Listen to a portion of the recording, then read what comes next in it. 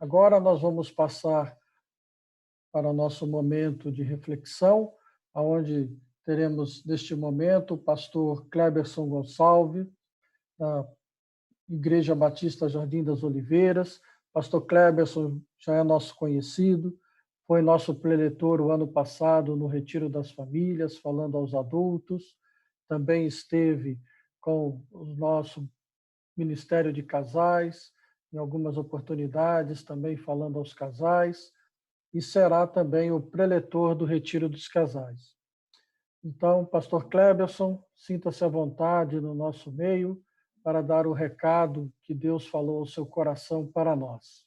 É um grande prazer tê-lo neste momento. Queridos irmãos, que a graça e a paz do Senhor Jesus seja com todos. Eu quero agradecer a oportunidade de estarmos juntos. Quero antes perguntar, estão me ouvindo bem? O áudio está legal? Dá um joinha aí. Muito bem. Joia. Que prazer estar com os irmãos. Rever o meu amigo pastor Marcos Pérez. Deus abençoe sua vida, viu? Da Magali também, pastor Hilton, obrigado pelo convite. Os irmãos, que culto inspirativo. Eu tirei aqui a imagem do vídeo, mas estava ouvindo aqui, acompanhando essa voz doce aí da filha da nossa irmã. Que prazer, que bênção, viu? Que talento. O testemunho do irmão também, falando a respeito da recuperação da mãe, a poesia. Louvado seja Deus pelo privilégio de estarmos juntos aqui com o povo de Deus. O tema que me foi passado, e eu quero, entendendo que nós não estamos presencialmente, mas estamos juntos, eu quero falar sobre o conflito de gerações. Esse tema que é um tema bastante falado, mas pouco entendido. A gente escuta muito por aí as pessoas falando, puxa, existe um conflito das gerações, as gerações não se entendem, elas não têm conexões. Mas a gente ouve pouco falar a respeito das razões pelas quais esse evento acontece, porque as gerações estão em conflitos e, sobretudo, a gente não escuta as pessoas falando a respeito do que fazer, como conciliar, como harmonizar as gerações. Afinal de contas, nossos pais, nossos avós não são os nossos inimigos, nem são os nossos adversários, pelo contrário, são as pessoas que nos precederam e que, de alguma forma, criaram um trilho, um legado sobre o qual nós estamos caminhando, nós estamos passando. E eu quero, então, pensar hoje com vocês um pouquinho sobre a raiz desse conflito de gerações, sobre as consequências, as consequências de não se resolver esses conflitos e, sobretudo, o que a Bíblia e a terapia, os estudos mais recentes na área dos relacionamentos têm a nos ensinar a respeito de como lidar, como conciliar as gerações. E eu quero, então, começar com o texto bíblico, e eu vou ler duas referências que vai ajudar a gente a entender um pouquinho como a Bíblia trabalha esse assunto. Eu vou focar mais essa questão de conflitos geracionais, pautado mais na família, mas também vou abrir um pouquinho para que os irmãos entendam essa questão um pouco mais a fundo dentro da sociedade. Então, pelos próximos minutos, a gente vai pensar um pouquinho sobre esse assunto, tá certo? Os textos são Provérbios, capítulo 22, verso de número 28. Provérbios, capítulo 22, verso de número 28, e depois Efésios, capítulo de número 6, versos de número 1 ao verso de número 4. Então, o primeiro texto, Provérbios, capítulo 22, verso 28, diz assim: Não removas os marcos antigos que puseram os teus pais. Em outras traduções, a gente tem no francês e no italiano a expressão não dissolva ou não ignore os marcos, as referências que foram dados pelos nossos pais.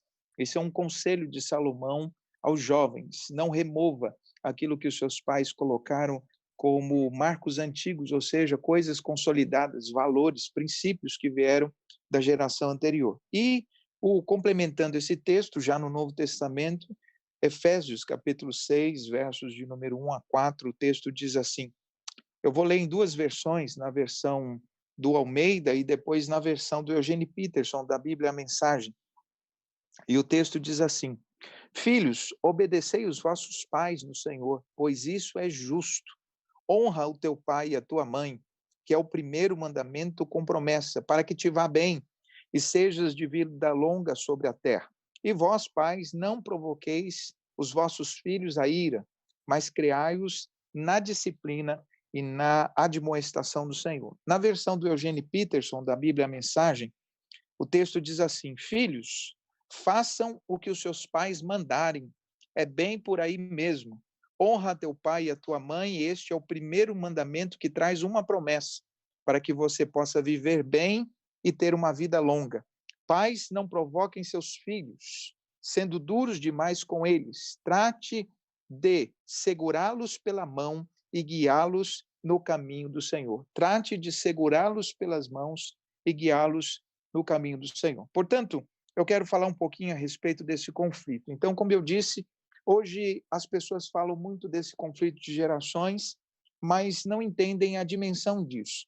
Deus não planejou as gerações para elas competirem, e muito menos para elas se rivalizarem. Pelo contrário, a história da humanidade, ela é marcada por uma evolução. E essa evolução acontece quando se observa as gerações anteriores em busca de aprendizado. Então, a ideia é que cada geração se tornasse melhor do que a anterior por conta da aprendizagem, do legado que foi passado pelas gerações. Mas o que a gente percebe no mundo é uma involução. Parece que as gerações elas estão se tornando piores porque elas não estão observando os marcos antigos, elas não estão observando os valores que são passados pelas gerações. E a gente, mesmo na era da tecnologia, a gente acaba por cometer muitos erros que os nossos pais cometiam, que os anteriores cometiam. Por quê? Porque não existe essa harmonia, esse aprendizado. Parece que os jovens acreditam que não tem muita coisa para aprender com os mais velhos. E os mais velhos, por sua vez, acreditam que, por serem jovens, não tem muita coisa a aprender com eles. Então, essa visão de que as gerações não têm nada a dizer à outra geração, uma geração não tem nada a dizer à outra geração, acaba provocando isso aí que nós chamamos de conflito. Além disso, os estudiosos, sobretudo o Karl Mannheim, ele diz que os conflitos de gerações acontecem porque coexistem pelo menos 5 tipos de gerações. É possível que você já tenha ouvido falar a respeito desses tipos. Primeiro, a geração tradicional, que é a geração daqueles que nasceram antes de 1945, e que, por conta disso, são as pessoas que presenciaram a época da guerra, a época da ditadura, um pouquinho antes da ditadura, a época dos regimes totalitários. Então, as pessoas nascidas antes de 1945, e algumas delas ainda estão conosco, são pessoas que têm a ideia de valorizar a hierarquia, a autoridade, a ideia de olhar para as coisas com muito mais respeito, e o conservadorismo, que era uma marca desse tempo. Também temos uma outra geração, que é a geração que veio a seguir, a geração pós-guerra, que é conhecida como a geração do Baby Boomers, que vai de 1946 até 1964, é a geração que experimentou pós-guerra e é uma geração que experimentou um crescimento populacional. É o início do diálogo, é o início das aberturas para que as pessoas perceberam que pela força, pela guerra, só se destrói vidas e não se constrói nada. Então, é uma geração que tenta consolidar essa parte, é uma geração mais dialogal, é uma geração um pouco mais aberta. Depois vem a geração X, que é a geração dos que nasceram de 1965 a mais ou menos 1979, 1980. Essa geração é a geração que experimentou o começo da tecnologia, os primórdios da tecnologia. É uma geração mais focada nessa questão da transição entre o mundo antigo e o mundo tecnológico. Depois vem a geração Y, que é conhecida hoje pelo termo millennials, que são os que nasceram de 1980 a 1995. Essa geração vivenciou a democratização viu o surgimento da internet, o surgimento e a propagação da tecnologia, mas de uma maneira muito mais restrita. Então, nós, por exemplo, que somos eu nasci em 1982, então eu vi nascer a internet, as redes sociais, e tem a geração, que é a geração de hoje, que é conhecida como a geração Z, ou a geração dos Centennials, que são as gerações que viram a democratização e a explosão da tecnologia. É a geração é a geração mais impaciente, é a geração que mais tem problema com depressão, que mais tem problema com ansiedade, porque vive naquilo que os especialistas chamam de mundo muvuca. A palavra VUCA ou a palavra muvuca é um acróstico da expressão das palavras inglesas meaning, universal, volátil, uncertain, e também a parte das últimas palavras, que são a palavra volátil e a palavra ambiguous. Ou seja, o mundo que nós vivemos é o mundo onde as pessoas estão em busca de significado, é um mundo onde o que acontece no lugar afeta todos os lugares. Veja, por exemplo, que nós estamos fazendo o culto online por causa de um problema que começou, uma doença, uma epidemia que começou na China e que nos atingiu a todos nós. Então, os problemas são globais, não apenas questões de saúde, cultura, mas também as questões que envolvem a economia, etc. Então, as crises econômicas mundiais afetam a gente de uma maneira muito significativa. E temos também esse mundo, um mundo incerto, onde as mudanças são muito significativas e muito rápidas. Então, a geração de hoje é uma geração muito acelerada. Veja, por exemplo, meu filho tem 8 anos, ele vai fazer 9 anos. Ele fez uma lista de coisas que ele queria ganhar e todos os dias que ele acorda, ele fala para mim da lista. E ele diz, pai, eu estou muito ansioso, pai, eu estou muito ansioso, o correio não está entregando. Então, é uma geração diferente, é uma geração que tem os seus sentimentos muito aflorados. Por quê? Porque eles veem mudanças muito rápido. Aquilo que eles conheciam, aquilo que eles valorizavam, por exemplo, passa muito depressa. A geração de hoje tem dificuldade de valorizar as coisas que ganha. Se você acaba de comprar um celular, daqui 2, 3 meses já surge um celular melhor que o seu. E aí, de repente, o seu amigo já tem esse celular e você se sente atrasado na tecnologia. Então, é uma coisa que as gerações anteriores não esperavam ou não experimentavam, por conta das coisas serem muito mais difíceis, as mudanças eram muito mais difíceis, os aparelhos, eles demoravam para serem atualizados, etc. Então, a gente vive nesse conflito porque essas várias gerações coexistem. E por que esse conflito se dá? Porque a verdade é que cada geração entende que a sua geração é melhor. Se você perguntar ao seu avô e à sua avó, os mais jovens aí que estão ouvindo o JPC, os jovens aí vão perceber que os avós têm a ideia de que o mundo deles era muito melhor, mas era o mundo das guerras, era o mundo das recessões econômicas, era o mundo que não tinha tecnologia. Então, a gente dessa geração mais presente, e vocês de uma geração ainda mais para frente, não entende como pode eles dizerem que o mundo deles era melhor. Acontece que a nossa visão de mundo, o mundo que a gente valoriza, é o mundo que a gente cresceu. É o mundo onde a gente construiu os valores, os princípios, é o mundo que nos identifica. A identidade de cada pessoa é construída no tempo e nas condições em que viveram. E é óbvio que quando a gente fala das músicas do nosso tempo, quando a gente fala das coisas do nosso tempo, a gente está falando de algo que construiu a identidade de quem somos. É por isso que as gerações anteriores elas vão defender muito essa questão do seu tempo como sendo melhor. E veja, toda a geração, todas as pessoas, essas 5 gerações que eu citei, a geração tradicional, a Baby Boomers, a geração X, a Y e a Z, são gerações que tendem a valorizar o seu tempo, porque a percepção que cada geração faz da sua geração é uma percepção seletiva e romântica, romantizada. Então, a gente só vê as vantagens, não vê os problemas. Então, ao passo que a outra geração, quando analisando a nossa geração, só vê os problemas e não vê as vantagens. Então, essa visão das gerações acabam sendo prejudiciais. Há, pelo menos, por conta desse conflito, há pelo menos 4 grandes problemas que eu posso elencar aqui. Primeiro, por conta desse conflito, a gente experimenta um distanciamento e um preconceito. É como eu falei, cada geração entende que a sua geração é melhor. Então, existe um preconceito para com a outra geração. Os mais novos acham que as gerações anteriores não eram boas e as gerações anteriores acham que essa geração não é boa. E veja que isso acaba provocando um distanciamento. Dificilmente você vê jovens conversando com pessoas mais velhas. E dificilmente você vê pessoas mais velhas querendo sentar-se ou conversar com jovens.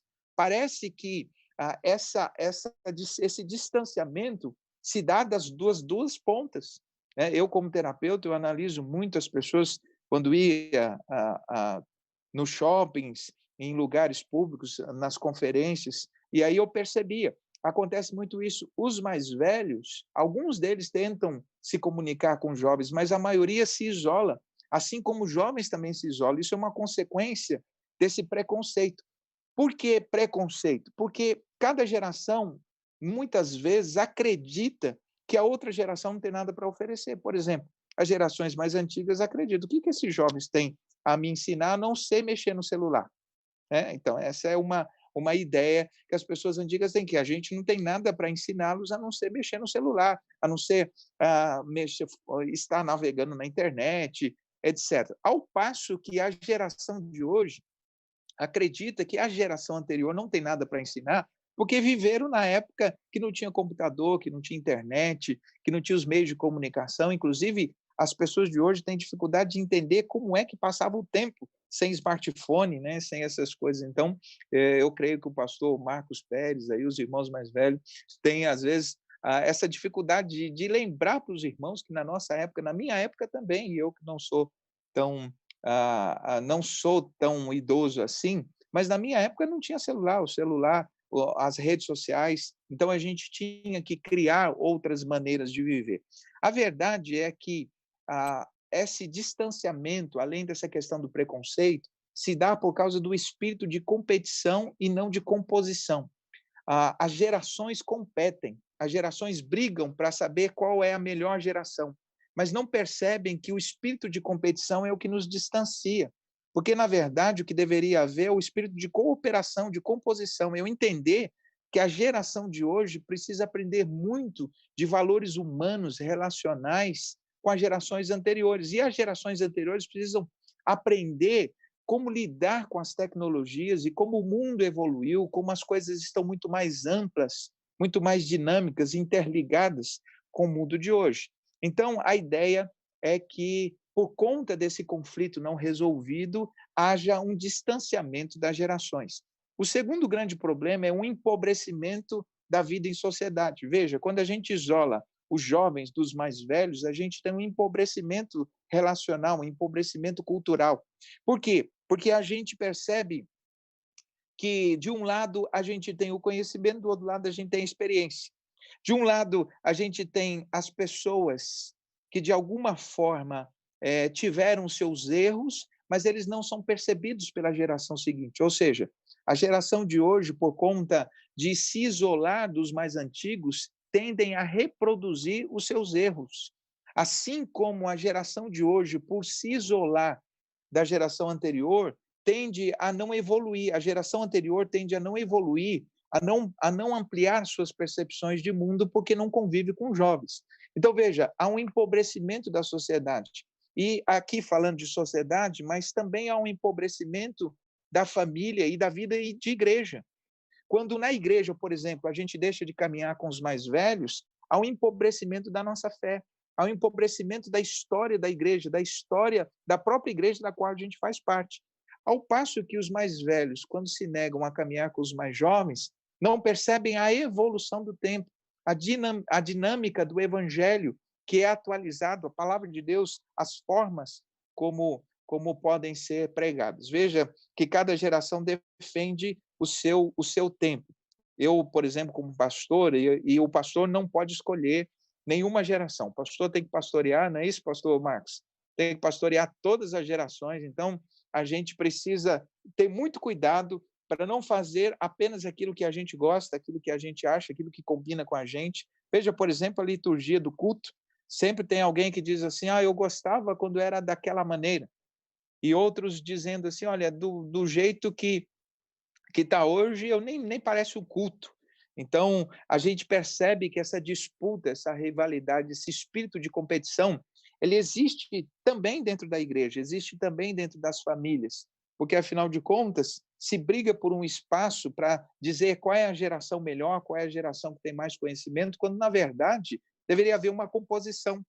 Cada geração deveria, então, estar observando a geração anterior e estar aprendendo com ela, aprendendo com seus erros e com seus acertos. Então, o empobrecimento das gerações ou da sociedade, das famílias, é uma dessas consequências. Terceiro, a valorização do conhecimento em detrimento da experiência. Hoje a gente vive uma dicotomia. Os jovens, eles são conhecidos pelo conhecimento que eles têm em tecnologia e os mais velhos pela experiência de vida. Quem foi que disse que a gente precisa de uma coisa sem a outra? Quem foi que disse que a experiência não pode acrescentar o conhecimento tecnológico? E quem disse que os jovens, a tecnologia não precisa da experiência vivencial, da experiência histórica, da experiência de alguém que já caminhou, que já teve a idade que a gente teve, embora em mundos diferentes? Então, o que a gente percebe é que há uma dicotomização, ou seja, um paradoxo entre o conhecimento e a experiência, provocando uma disputa, quando, na verdade, deveria provocar uma complementação, um ajuste. É preciso perceber que as duas coisas caminham juntas. A gente que é mais jovem precisa da experiência. Veja, eu como pastor, como é bom no retiro de pastores, eu faço questão, por exemplo, sempre fiz questão de estar sempre com os pastores mais velhos. Eu nunca gostei de ficar no hotel, sempre gostei de ficar no acampamento, não por uma questão de orgulho, de não ser taxado como orgulhoso, etc., mas porque eu entendo que aquele é o momento para aprender com os mais velhos. Então, não importa se eu tenho doutorado, se isso é conhecimento, a experiência de 30 anos de ministério, 40 anos de ministério, como isso é enriquecedor para a gente. Então, veja, os jovens, quando se isolam dos seus pais, dos seus avós, estão perdendo uma visão de vida que as pessoas com quem eles caminham jamais vão poder dar a eles. Uma percepção de mundo muito mais ampliada. Então, o que acontece é que quando a gente vive esse conflito, a gente fica, então, entre o conhecimento e a experiência, como se essas duas coisas brigassem, quando, na verdade, essas duas coisas precisam caminhar juntas. E, por fim, eu percebo que a consequência desse conflito de gerações é o que eu chamo de dificuldade na comunicação. O que é isso? As gerações hoje têm linguajar diferente. Veja, é muito comum a gente ouvir os mais velhos dizendo assim: eu não entendo nada do que esse menino fala, eu não entendo nada do que esses jovens falam, porque o linguajar da geração Z é diferente da geração Y, da geração X, por exemplo. Então, muitos termos que os jovens hoje usam, cunhados na internet, termos do Twitter e outras redes sociais, são termos que os mais velhos não percebem, não conhecem, ficam a ver navios. Então, a conversa, o diálogo acaba não fluindo, porque cada um assumiu um tipo de linguagem codificada da sua geração. Então, isso distanciou.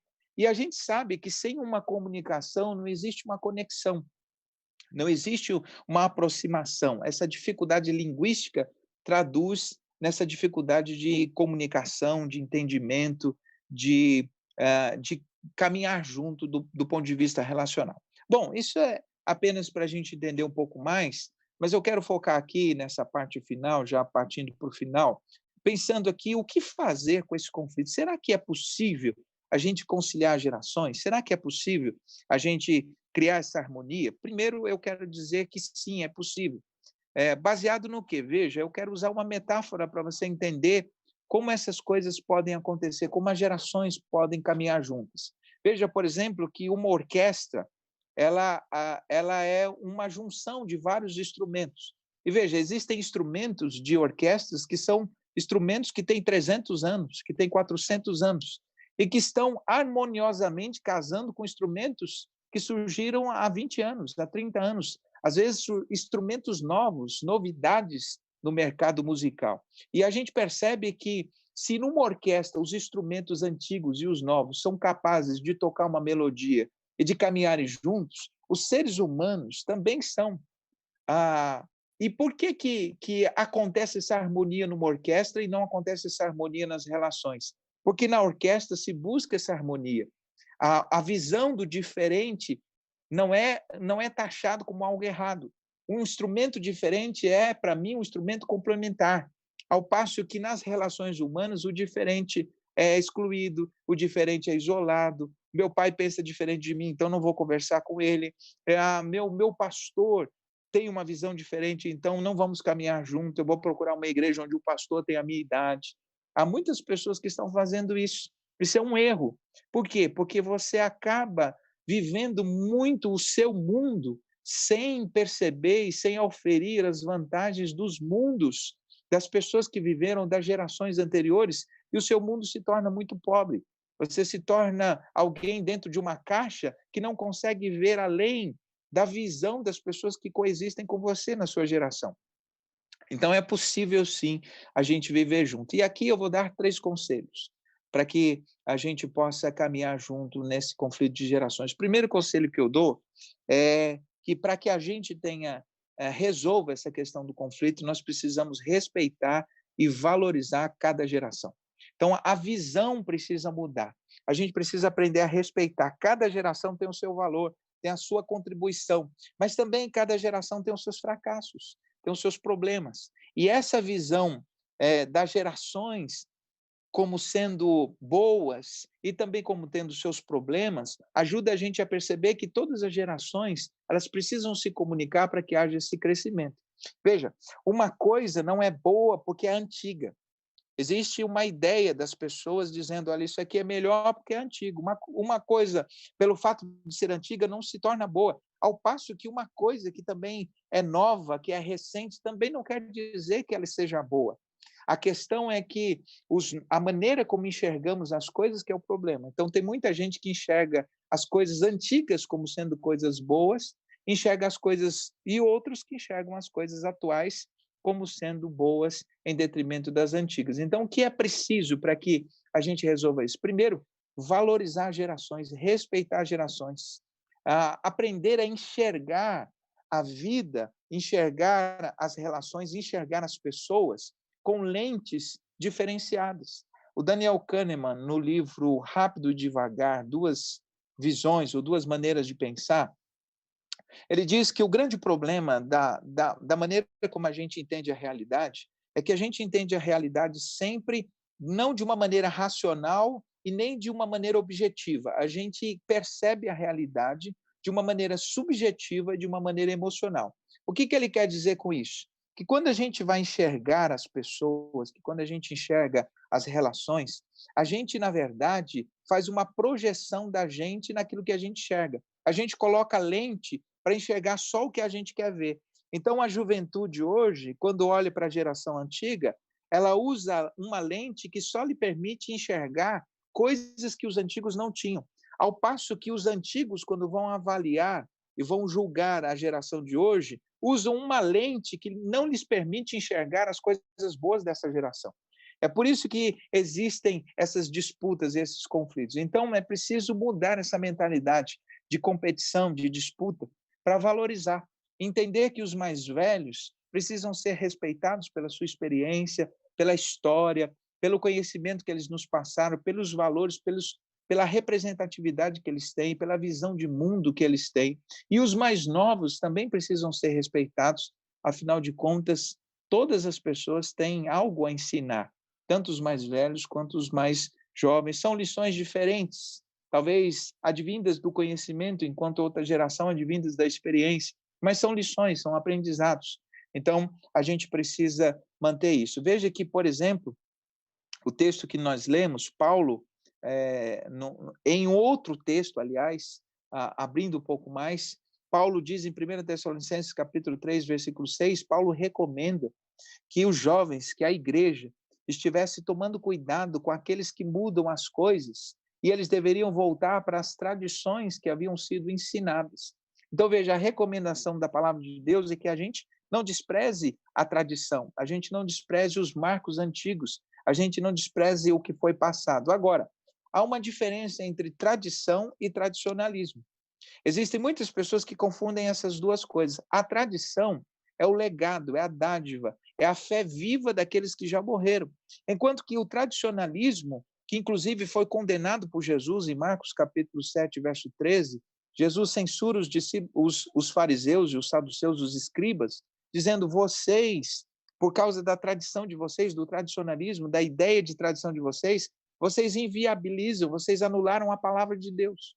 Então, tem muita gente que usa o tradicionalismo. O que é o tradicionalismo? É uma camisa de força, é a incapacidade de pensar fora da caixa, é a ideia da involução, a ideia do não crescimento, é a fé morta dos que ainda vivem e que é compartilhado. Então, o que a gente tem na igreja, muitas vezes, não são pessoas defendendo tradições, são pessoas defendendo tradicionalismos. Então, isso também precisa ser levado em conta. Então, o primeiro conselho é respeito, é admiração, é olhar, isentar-se do julgamento para ter apreciação. Eu acredito que isso seja algo muito importante. Ao invés das gerações julgarem a outra geração, a gente deveria aprender com elas, a gente deveria apreciá-las, a gente deveria crescer com elas. Então, o primeiro conselho é respeito com as gerações, entendendo que cada geração tem sempre algo para ensinar para outra geração. Então, os pais podem aprender com os filhos, assim como os filhos aprendem com os pais. O segundo conselho, e aí eu vou pegar um pouco no pé dos pais, nesse segundo conselho, porque o segundo conselho é que eu diria, como terapeuta e como especialista nessa área de relacionamentos, que talvez para a gente resolver esse problema de conflitos de gerações, a gente precisa, como pais, reassumir os nossos papéis.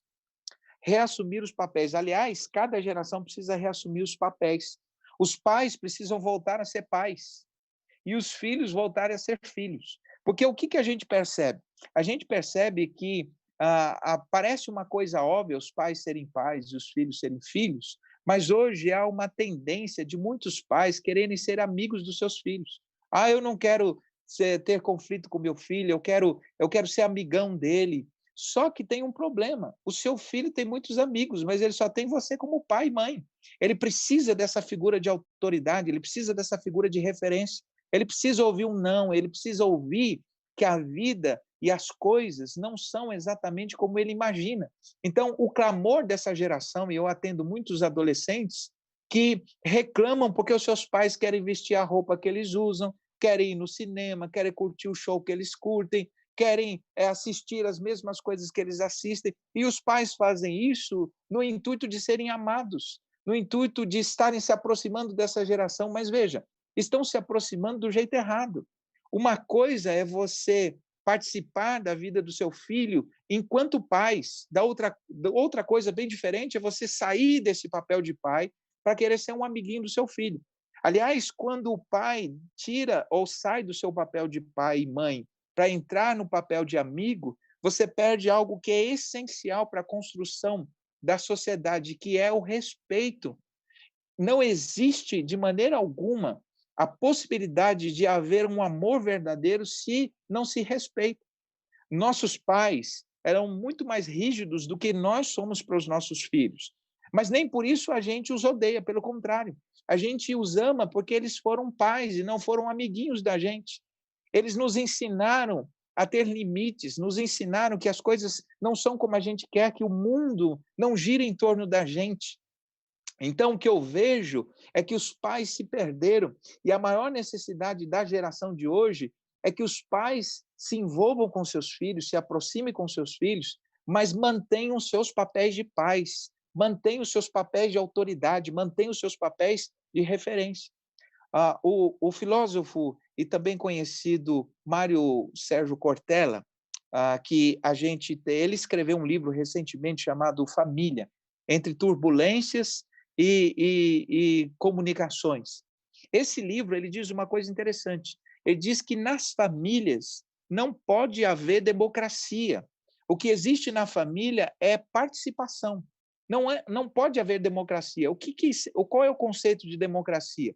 Democracia é um lugar onde todos têm o mesmo direito, o mesmo peso, a mesma autoridade. Ele disse: as famílias não podem ter uma democracia. As famílias têm participação. Eu escuto os meus filhos, mas eu me mantenho eu sou diferente. O pai é diferente do filho. A posição e o lugar que Deus colocou, a posição que você ocupa na sua família é diferente. Portanto, há muitas famílias querendo democratizar os seus lares e estão perdendo seus filhos, porque não tem como os seus filhos te respeitarem e te amarem se eles não te respeitam. Aliás, isso é uma coisa interessante. É possível respeitar sem amar, mas não é possível amar sem respeitar. Se os seus filhos não te respeitam, eles não estão construindo um amor, pelo menos um amor verdadeiro. Eles não estão construindo um amor que seja aquilo que o C.S. Lewis diz no livro Quatro Amores, um amor que seja um amor sólido, um amor maduro. Pelo contrário, é um amor egoísta, é um amor narcisista que tem sido desenvolvido. Então, o que eu percebo? Que as gerações precisam, cada geração precisa interagir uma com a outra, mas mantendo seus valores, entendendo a sua posição. Eu vou me aproximar do meu filho, mas não na condição de amigo, na condição de pai, porque eu sou pai do meu filho. E o meu filho se aproxima de mim não na condição de meu colega, o linguajar, o respeito tem que haver. Olha aqui que o texto que a gente leu. A Bíblia é muito clara. Filhos, honrem seus pais. Honrar significa distingui-los. Honrar, quando a gente honra alguém, a gente coloca numa posição acima, a gente coloca numa posição distinta, numa posição de respeito. Se a gente não fizer isso com os nossos pais, se a gente não honrar os nossos pais, a gente nunca vai entender o que é ter uma vida próspera, o que é ter uma vida abençoada. Portanto, é difícil honrar um pai que não se coloca na posição de pai. Por isso que o texto também complementa, dizendo: filhos ou pais, não provoqueis a ira aos vossos filhos, não irriteis os vossos filhos, porque existem muitos pais que confundem a autoridade com o autoritarismo. A autoridade, ela é construída pela coerência entre o que você fala e o que você vive, pela harmonia que existe entre a maneira como você conduz as coisas e a maneira como você vive, coerência com as suas palavras, com seus valores. Isso te confere autoridade. E o que é o autoritarismo? São pais que já perderam a autoridade e que, por conta da violência, por conta, muitas vezes, de um castigo, de uma imposição, tentam, de alguma forma, resgatar o que já perderam. O psicólogo Rossando Klingel, ele escreveu um livro falando a respeito de escolha ser feliz, e ele fala, um dos capítulos ele fala sobre família. É muito interessante que ele disse que as famílias de hoje, muitos pais precisam entrar com uma reintegração de posse emocional ou afetiva dos seus filhos. O que é isso? Os pais perderam espaço, precisam reintegrar, precisam entrar no cenário, na vida dos seus filhos, não na posição que ele já tem bastante gente. Seus filhos não precisam de mais amigos, eles precisam de pai, eles precisam de mãe, eles precisam de alguém que lhes diga, e nesse mundo onde tudo é volátil, onde tudo é incerto, há uma insegurança muito grande. O que confere aos jovens essa estrutura, essa base, é justamente a figura dos pais. Portanto, há muitos pais que precisam entrar com reintegração de posse afetiva para reaverem os lugares que perderam. Essa história de querer me aproximar do meu filho, me aproximar dessa geração, ou as gerações se aproximarem da outra, destituindo dos seus papéis, destituindo de suas identidades, não é o caminho. Então, o caminho é a gente procurar respeitar essas gerações, mas entendendo que a gente tem papéis diferentes, a gente tem posições diferentes. E, por fim, o último conselho que eu dou é a respeito de buscar estabelecer conexões intencionais. Buscar conexões, estabelecer conexões intencionais. O que é isso? Os nossos mundos, a nossa agenda é muito diferente da agenda dos nossos pais. Se a gente não se esforçar, se não houver uma intencionalidade na conexão, ela não vai acontecer. Mas a intencionalidade na conexão, ela é precedida pelo desejo de se conectar. Então, o começo é que deve haver um desejo do pai se conectar com o filho e do filho se conectar com o pai. Aliás, a conexão à distância, ela só acontece no mundo da internet. No mundo real, a gente tem que caminhar junto, a gente tem que conversar junto, a gente tem que almoçar junto. O filho tem que pescar com o pai de vez em quando para ouvir as histórias, para conhecer um pouco mais. A mãe tem que estar mais próxima da filha para interagir, porque essa ideia de conexão à distância funciona para a internet, mas não funciona para as relações humanas, não funciona para as relações afetivas, sobretudo aquelas que são mais significativas, que são as relações familiares. Portanto, tem que haver uma intencionalidade. O que é isso? Os jovens precisam incluir os pais na sua agenda. E os pais precisam incluir os jovens na sua agenda. E aí, haverem momentos onde a gente é família, onde se desliga os smartphones, onde se desliga a Netflix, para sentar e falar assim: mãe, conta um pouquinho da sua infância, como é que era a sua adolescência, como é que era o seu tempo de escola. Pai, conta um pouquinho da história, de como você viveu quando você era jovem, você teve que lidar com essa questão antes da internet, como é que vocês faziam? Haver essa conexão, haver essa interação. É muito interessante que quando falta energia nas casas, as pessoas ficam depressivas. Meu filho, por exemplo, quando falta energia, ele só falta bufar, ele fala: pai, como é que alguém pode viver sem energia? Não tem internet, não tem televisão, não tem Netflix, não tem Cartoon Network, não tem nada. Como é que a gente vai fazer? Não tem nada para fazer. E aí é o momento, então, que eu pego ele, sento com ele para conversar e dizer assim: filho, há muita coisa para fazer quando a gente deixa de fazer aquilo que a gente acredita que só tem aquilo para fazer. E aí eu começo, então, a trabalhar com ele um pouquinho das histórias e contar como era a vida do pai, o que o pai fazia quando tinha a idade dele sem internet, sem iPad, sem celular, sem essas coisas. Então, meus queridos irmãos, esses são os 3 caminhos. Primeiro, o caminho do respeito. É necessário respeito para cada uma das gerações, entendendo que a gente tem muito que aprender com os mais velhos, e os mais velhos também podem aprender com os mais jovens. Segundo, cada geração, a conexão, a proximidade, não tira de nós a nossa identidade. Pai tem que ser pai, mãe tem que ser mãe, tem que ser a parte chata da vida do filho, tem que pegar no pé, não tem jeito. Isso faz parte da nossa missão como pai e mãe, porque isso é o que a gente recebeu dos nossos pais e que construíram os valores e o homem e a mulher que a gente é hoje. E a gente não pode negar aos nossos filhos isso. É óbvio que a gente precisa ser uma versão melhorada dos nossos pais, aprender um pouco mais, não errar onde os nossos pais erraram, mas esse papel de pai e mãe é muito importante. Não queira ser amiguinho do seu filho, não queira ser amiguinha da sua filha, não queira para tentar ser amado, porque essa rota de busca de amor vai fazer com que justamente amor você não tenha, porque o amor ele é precedido do respeito. Você tem que construir respeito para você ser amado. E por fim, tenham agenda conjunta. Não tem como a gente reduzir os conflitos se a gente vive longe. Conexão à distância, lembre-se, só a internet. Em casa, na família, é abraço, é beijo. E agora que a gente está junto mesmo, só pode abraçar os de casa.